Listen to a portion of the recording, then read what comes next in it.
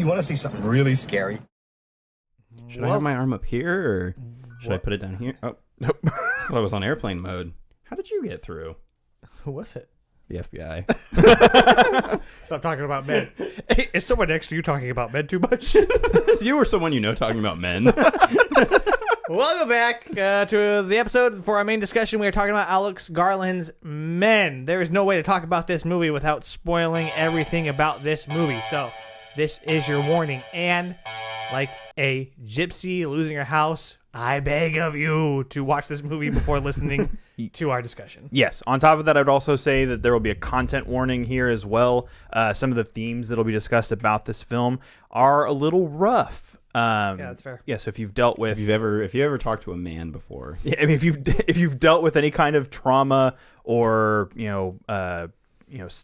sexual assault or anything like that, prepare yourself if you were going to listen to the discussion or watch the film. It gets pretty rough.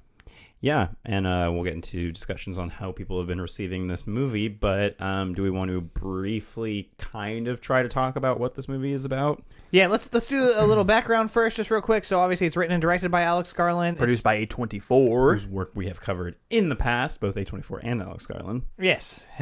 It stars Jessie Buckley as Harper. She is the Jessie Buckley main character in this. Rory Kinnear on IMDb has him listed as Jeffrey. But he and a few other little parts. A few others. Yeah. I'm not sure how to pronounce it. I think maybe it's Papa Asidu.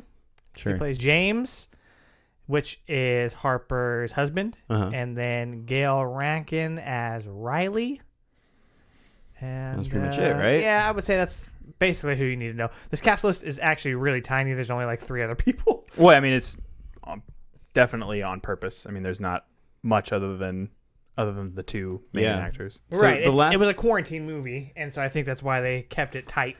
Oh, that makes sense. That makes sense that it basically takes place in one location. Yeah. Feels very quarantined. But so we've covered Devs. We covered the show that he did on FX. We did that here on the show. Did we cover, or did you guys cover Annihilation when it came out?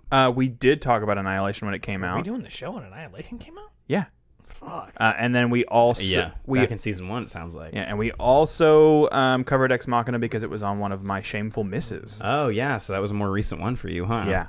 Interesting. So but you've been a very outspoken, diehard Garland fan for rock hard even. Yeah, since before you saw Ex Machina. So that's why I think it shocked us that was on your list. Yeah, because you were such a big fan of his from things like 28 Days Later. And I mean, 28 Days Later is one of my favorite movies of all time. Full stop. So I think that.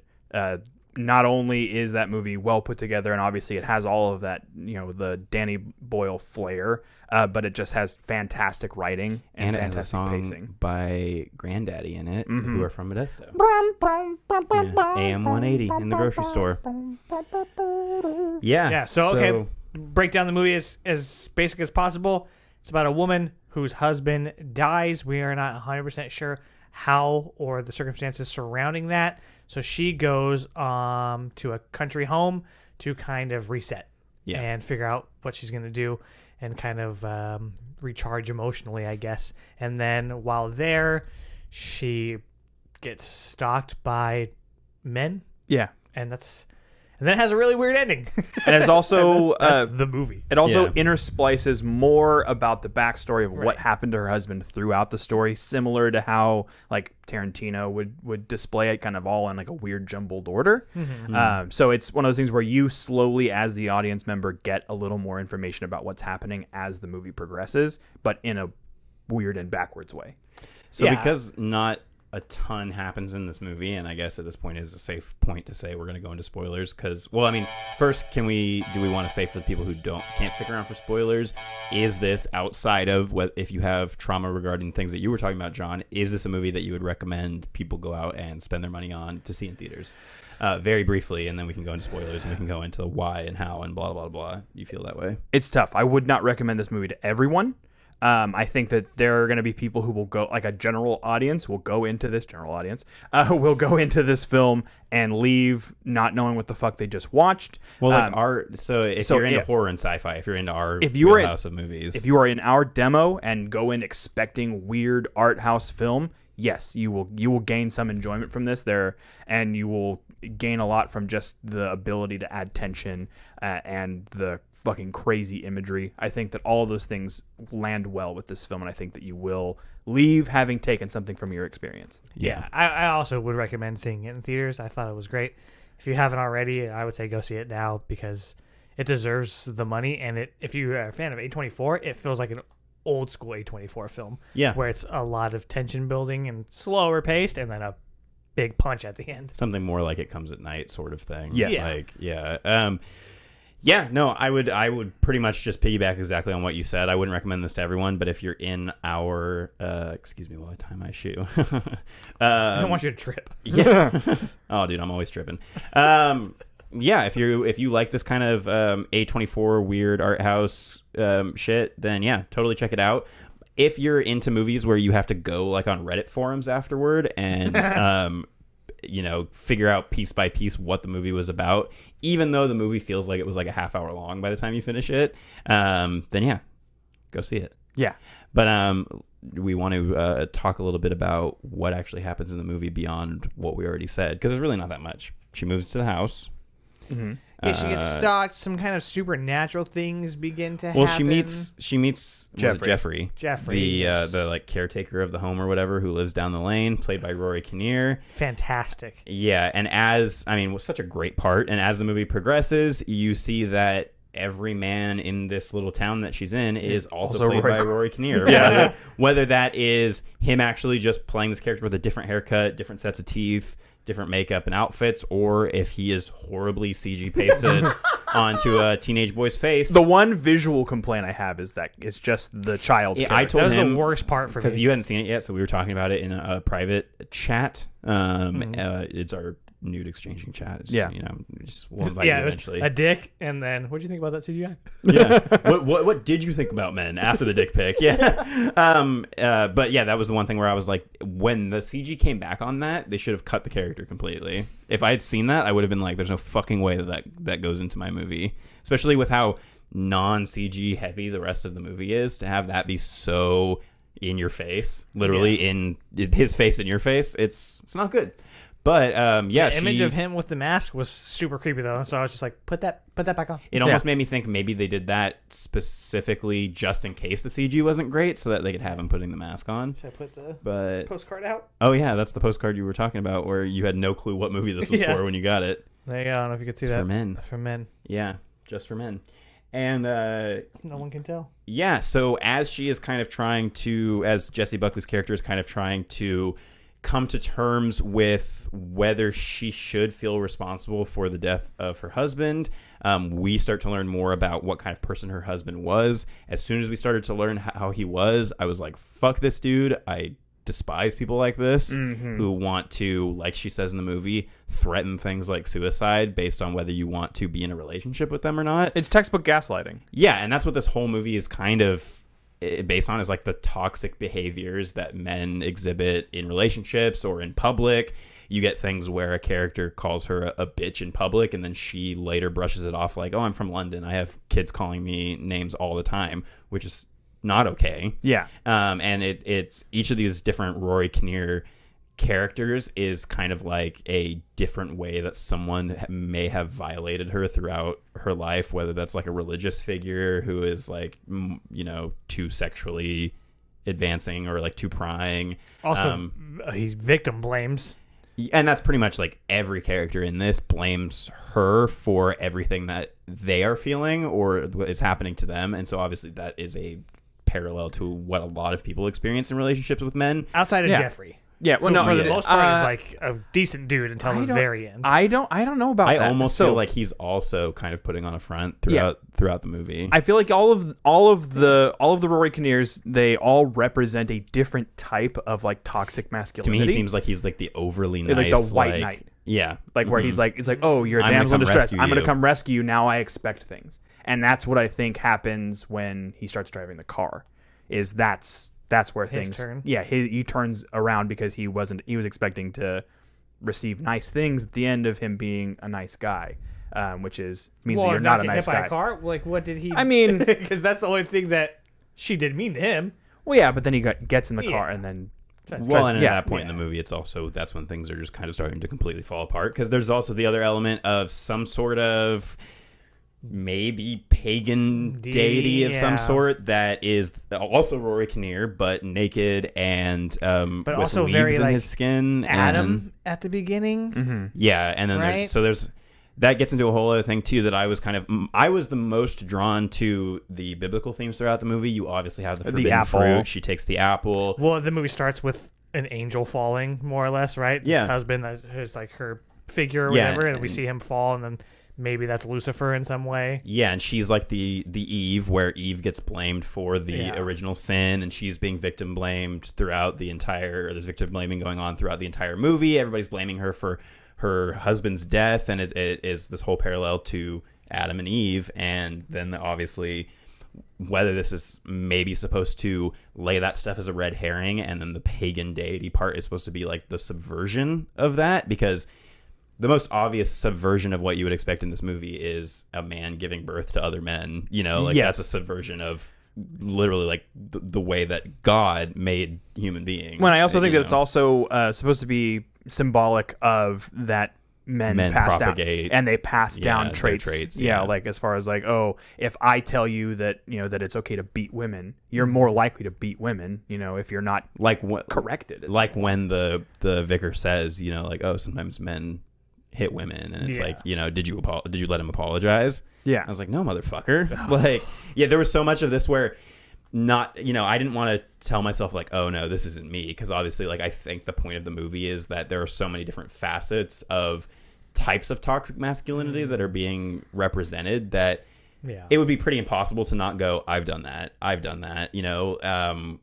and the good thing is to be able to look at those and see all of them and go, that's disgusting. Like, in hindsight, I've been in a relationship where I've blamed somebody for something, or I've, threatened to do something to myself, or, I've been in all those kind of situations, which I think makes it more existentially like horrifying, because it makes you reflect a lot on your own behaviors. And, they're obviously taken to the extreme here. But the fact that, I think a lot of people would go see this movie, and maybe if they haven't already addressed these kind of toxic behaviors either in their own life or in their own relationships, may not pick up on all of that stuff. And that's not to say, or may leave angry. Yeah, may feel like it's an attack on it's called Men, and I think a lot of people going into it are going to think like, oh, this is just going to be a big attack on men, which it kind of is. And I guess it really is. And a lot of people, I think, have a problem with that because Alex Garland is a man. And that's what I've been seeing in a lot of the reviews that are more negative toward this, is like, some people even saw Alex Garland and thought, oh, Alex, like a girl, like a woman, and thought like, oh, Alex Garland is a woman, and doing a thing about, how toxic and shitty men are. And I think some people are kind of like getting tired of, and I'm not saying this is what Alex Garland is doing, but a lot of people are kind of saying that he's like mansplaining toxic masculinity through his movies, because his female characters are always like abused women, or female characters who are robots being abused by men, and it's always just women being abused by men.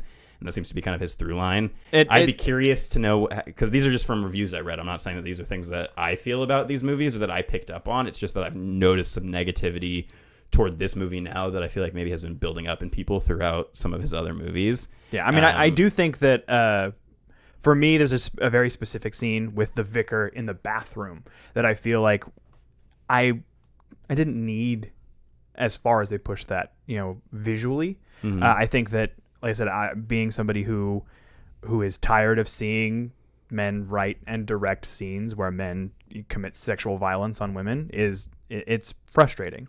Especially it's one of those things where, being someone who's a big fan of Alex Garland, I have to be able to wear that on my sleeve and say, hey, that like, I love the work that you do. This specific thing, I'm not about it. I would say that something that is starting to kind of wear on me in general, maybe not explicitly with Alex Garland's movies, but a lot of movies that we're seeing these days. And I know that, women being abused in horror has always kind of been a thing, but it does feel like the woman going through an abusive relationship, like Invisible Man being an example of something that does a very similar thing, Midsommar. I'm kind of getting exhausted watching it. Not saying that it's not something that needs to be talked about. It's just that seeing people being abused in ways like this that aren't so far removed from reality can be a little bit emotionally taxing when you're seeing so many of these really heavy movies that are all about like how shitty it is to be sexually, verbally, physically abused. And I'm like, yes, these are all things that need to be tackled. But even outside of the horror genre, there's so many of those movies being made. And I'm like, yes, amazing. Like, don't stop. That's great. I just personally am getting a little bit emotionally exhausted. And that could just be I need to be taking breaks and watching some other types of movies. Yeah. But because the show doesn't really let us do that, we need to be seeing not need to be, but we elect to see all of these new movies that come out. I just feel like it's a trend that's starting to kind of wear thin on me, and I want to see more horror that is, I guess, a more of a return to the more like fanciful psychological stuff. Maybe I'm getting a little bit exhausted of the realism. Yeah, like the A20, not A24 in general, but just like, you know, I like something like Everything Everywhere All at Once being kind of a change of pace of like, yes, there's deeper themes to that, but really at the end of the day, it's a movie that's about being kind and about things being fun, and it's not so heavy. Yeah. And that was nice for an A24 movie. Yeah. I mean, they are starting to kind of emotionally wear on me a little bit. More about that bathroom scene. I think the problem for me with it, obviously, like, it's heavy, but then for her to stop him, she has to pick up her metal penis and then become the penetrator. Yeah. And it's like, so she's got to get a dick. Yeah, to beat the man. Like, she can't beat him in like a feminine. I don't know. We talked a lot about that when we were in art school. Yeah. Where there was always like they have to become a penetrator, and it's like then it's just the man is still the like dominant figure. Yeah, yeah. And I think that based on both of the things that you're saying here, and I agree with them wholeheartedly, I think that the problem for me when it comes to specifically what you're talking about with there being, this, hyper realistic, depiction of, all these different types of violence is that the majority of the time it's written, directed, produced by men. Mm-hmm. And that if I'm more likely to go into one of these stories and be more appreciative of it and sit my white ass down and listen if it's being presented by a woman, because they're going to have more knowledge of what it's really like to be in these terrifying scenarios. And I applaud people for trying to, show a mirror to society and be like, hey, like these things actually happen. Mm-hmm. But there are just some things that do cross a line for me. Yeah, I just think at some point it does start to feel a little bit like you're lampshading if you are Alex Garland making a movie like this, and you're kind of saying like, hey, and I'm not saying that he's not allowed to make a movie like this. I'm just saying that like I can see where people would have a problem with it because it is very much something that I feel like the true message at the end of the day should be coming from a female's perspective, not from a man's. Would it be the same thing if like a white dude made Get Out? Yes, yeah, 100. I mean, worse even. Yeah, that's. To that, but you know what I mean. That sounds absolutely fucking ridiculous now that you say it. Yeah, but isn't that kind of what we're talking about? Like, yeah. Should you be speaking on this? Yeah, and I'm just saying, like, hey, if a white man made Get Out and it came out and it was super successful and that told the message and everything, I think that movie, yes, would have been really dug by a lot of people, but I don't think that it would have unanimously been as loved if it wasn't like this feels like it's coming from the perspective of somebody who's been through this kind of racism or this kind of like... It feels like profiteering. Like you're profiteering off of the strife of another group, which is... kind of shitty. Like it's I mean, I think that in this situation I don't think that Alex Garland's going to walk away from this with a fucking truckload of money. I think that they'll probably break even if they get to that point, which makes me think like, okay, well, if he knew that he wasn't going to be walking away with a truckload of money, is this a movie that he felt like he passionately had to make? And if so, what's the reasoning? So I'll have to read some articles because I know he's come out with some things about how like this was a backup idea after a scrapped idea or a slightly different idea that he had. So I'll have to look at more into that before I can really make more of a determination on like what his intentions were with the movie. But I think that's partially those feelings along with kind of the execution of the movie, where I do feel like he is almost trying to bite off more than he is able to chew in the hour and 50 minutes that the movie is. An hour and 40. It's short. Yeah. And it feels short too. And so it almost feels like some of those threads weren't followed to their... Because really then you get to the third act and it's just a horrifying, horrific series of events that are just kind of like, and here's the main point. Boom, all this toxic shit. It begets more toxicity and more toxicity. And I think that like there's stuff with the pagan deity and there's stuff with the different faces that could have been or the same faces on different people stuff that could have been explored a little bit more, and it almost feels like the movie needs to rush from point A to point B to point C to really just kind of be like, to almost keep it like ambiguous. And there are, so I just came out of it with a little bit conflicting feelings in that, like, I enjoyed the horror stuff, the scene when he's got the knife in his arm and he slowly pulls it all the way through, and then the fact that he goes through the rest of the movie with and that, literally every carrot version and does the of thing where he heard like my grabs audience, her. Yeah, when he grabs her like around the neck with this split open hand, that kind of stuff is phenomenal. If Yeah. you're a horror fan, I even turned to Adrienne and was like, "That was fucking awesome," and she was like, cringing during it, and I was like, "That was fucking tight." And then the obvious like birthing thing is so revolting and disgusting and amazing to look at if you're into. Yeah, I mean, obviously it's a lot of CG, but it's lit well, and it's lit in a way that it doesn't. That you're just kind that of was last week. it's kind of notice that I haven't said that anything slapped this week, so so it's amazing imagery, and I think the whole movie looks fantastic. Oh, the scene after he drives away with the car and she's just standing in the road and there's just all the stars behind her. Oh yeah, Beautiful, kind of V-shaped. Yeah, fucking Yeah. fantastic. Very you Ionic. noticed that. Yeah, lots of phallic and Ionic imagery in Yeah, this. I thought the score was super dope when she creates it. Yeah. That scene, loved it. every A24 movie has that. Yeah. Every A24 movie has to have a part in the trailer where somebody or or whatever it is. Yeah. They the tension I thought throughout the whole thing is It plays like so good. like I a was like, home oh invasion my haunted God. house movie where you're like Yeah. not 100% sure what's happening, and that keeps the tension going, and even up until like the very end of the movie you really have no fucking clue what's going on. So I thought the tension was great, and that's why I'm so conflicted on it, is because there was so much to love about it. But I think that when you really start to dig down into the intention behind it and the message and how well it was executed, there's a lot more here that is worth unpacking. But just because there's a lot worth unpacking doesn't mean that it was all executed in a way that I feel like landed it higher than the score that I'll give it when we rate it. But something else that I noticed in terms of symbolism is the apples falling from the tree made me think the apple doesn't fall far from the tree, which is a saying you hear a lot about fathers and sons. I have another one as well, the dandelion. When he blows it at her, when he puts a seed in her face. Yeah. So it's the comparison between doing something like that and doing the scene that they do in the bathroom. I prefer the first one. I think that symbolism is enough to show like oh, this is an unwanted invader kind of thing, without explicitly showing like pre-rape. Yeah. Adrienne was saying something that she thought was. She said that just the nature imagery in general, to me, the biblical stuff was what I clung on to. And I think that's because I went in with thinking that it was going to remind me of Mother, which is all just a big Adam and Eve biblical story. And to me, it was like the Babadook with the grieving and getting past that, and then Mother, mixed with some Garland flair. She was really into all of the nature imagery and how the garden and the trees and everything and the dandelion seeds. And she was even saying in the scene with the deer, to her, it was saying that, so the deer gets the spores in its body, and then the next shot we see, it has maggots all over it that have decomposed it.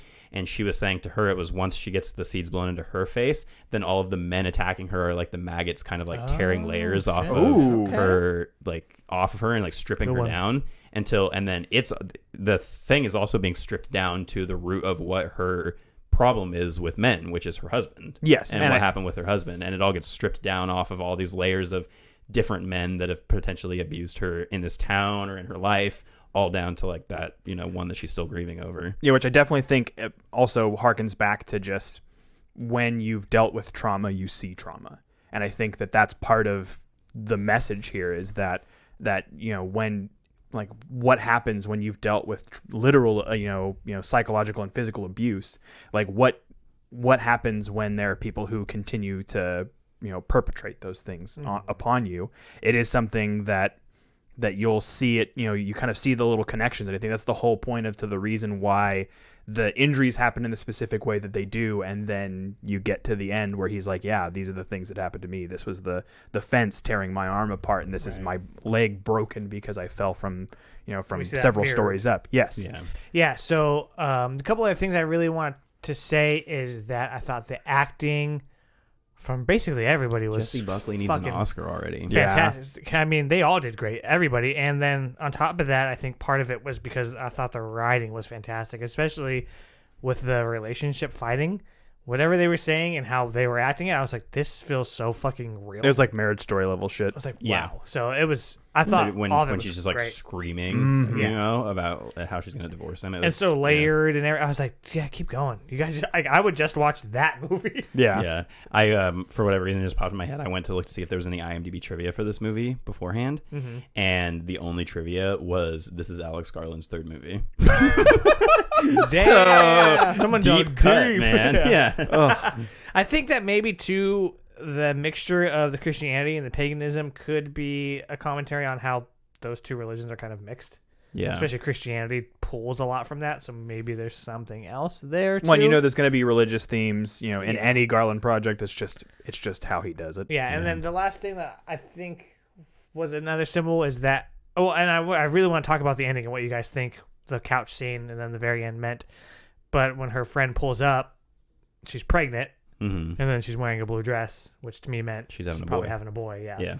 And so I was like, oh, okay, that's cool. But again, that's that subtlety where it's like you figure it out. Yeah. Versus like it's a boy. I Yeah. also loved that the title came up and then it showed that scene after. Yeah. I was like, that's just a cool way to do that. I don't know. So what do you think? So at the end, Kinnear, right, gives birth to her husband.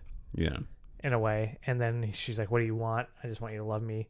And so it's like, at one point, it's like, did any of this really happen, right? And then her friend shows up, and it's all happened, and you're like, Well, what the only thing we fuck? see isn't the only thing we see just the trail of The car wreck, yeah, and the trail of blood and going then her into covered the in blood. Yeah. yeah. So to me, that's supposed to leave it just ambiguous enough for you to think: did she just kill Jeffrey? Is it Jeffrey? Yeah. Did she just kill the caretaker because she's like freaking the fuck out, or did all of this happen? Did she just wreck, and then it's her blood? Yeah, I'm wondering exactly. if maybe that's just a commentary in general about the belief of women when they suffer when they've been violence. victimized. Yeah, it's like, oh, who's gonna believe you except for maybe her friend who has been following her through all of this shit and knows what's been going on. Because even the other men in the movie kind of write off all the shit that she's been going through. And it's like, oh, it's not that big a deal. It's not that big a deal. Right. And then there's that weird element too where she's texting her friend, but then it's somebody else. So it's like, what is what's the weirdness that's happening? Because there's obviously something supernatural or something happening. Yeah, it leads you in the end to believe at least something happened in the house. And I think that the symbolic thing is supposed to be that because she's sitting outside without her reborn husband or whatever. She's got the blood on her, so I assume the implication is that after he says that he wants her to love him, she kills him.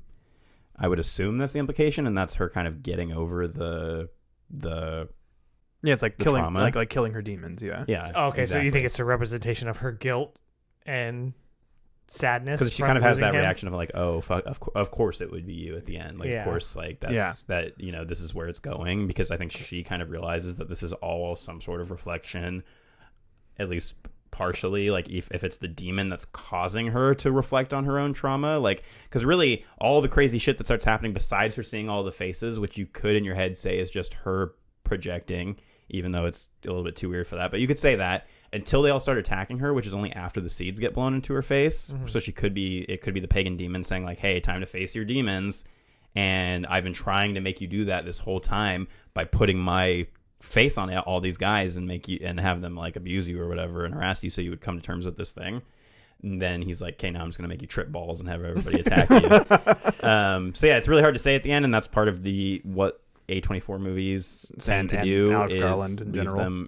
leave things just ambiguous enough for it to be a little bit frustrating, but like not in a way that makes you think like, well, that fucking sucked. Like, but I mean, I didn't hear anybody in my theater, but there were only like 3 other people behind us. But I've seen on Letterboxd, I think Brooke from Podcast on Elm Street gave this like 1.5 stars and said that the third act was like a fucking joke and really did not like the movie at all. And then someone like Steven, who I talked to extensively this morning, and some of the things that I've said about, he has a really, really strong grasp on theology. And so he's the one who picked out a lot of the stuff that helped me kind of piece together what I brought to the table today. He loved it. He was like over the moon for it. Yeah. And so I think this is going to be a very polarizing movie for people. Similar to Mother. Yeah, exactly. I personally think that I love Mother. I think that movie is fucking crazy, but like if you understand anything about theology, it's a really interesting like piece about religion. There's a lot of layers to it. Yeah, exactly, like an ogre. Yeah. And yeah, so that's about all I have to say about Men. I feel like we've just been talking way too much about men. No, I thought we did such a good job. Yeah. We did great. I thought we all did really great. Do we want to rate it out of 5 men? 5, yeah, let's do it. 5 Rory Kinnears. I'll say 4. I think that it's beautiful and it has great acting and writing, and it feels like a movie, and I thought this halfway through like a movie. that I was like, I'm gonna have to watch this again to really pull this apart and figure out what it's trying to say. Because like you said, it does have a message, but is it executing that message well? It's hard to say. I think from one watch, I would need to know more about theology, more about pagan stuff as well, and then rewatch it and kind of dive into it. So I think it could be higher, but for now, I think I'm comfortable with a 4. Educate yourself and then go back to it. 4 men's. Yeah, I think I'm in a similar boat. I think I'm going to go with a 4 as well. It could swing either way with a rewatch, just because the big things that were detractors for me was obviously that it does feel like it rushes through some of those components, even though it presents them in a slower pace. I don't mind it being slow paced, but give me the whole movie. But the 1 to 2 instances of very terrible CGI with the young Rory Kinnear's face, and then just the depiction of sexual assault, I could have done without. But the remainder of the movie, the things that are left, the conversation that's been had in this room, leads me to believe, like I said, that there's a lot of value in this film if you're willing to, look in the mirror. Man in the mirror. I'm a little bit lower on it, but I think that's just because my feelings are a lot more mixed on it, so I'm gonna give it a 3. I went from a 3 to a 2.5 because the more I thought about it last night and those problems started bubbling up that I talked about, I started getting kind of negative on it. And then once you and I talked a little bit about it last night and you were talking about how there was so much to unpack, I was like, no, okay, I'm going to leave it at a 3 for now. And then once we talk about it together, I'll be able to because I told you I was having trouble with my score.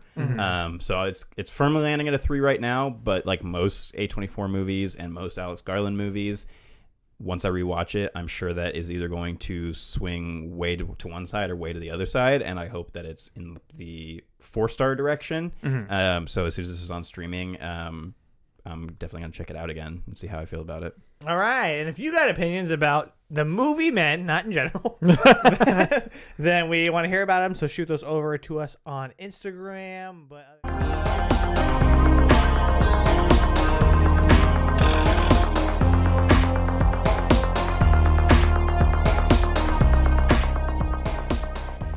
this has been here words for Weirdos Production.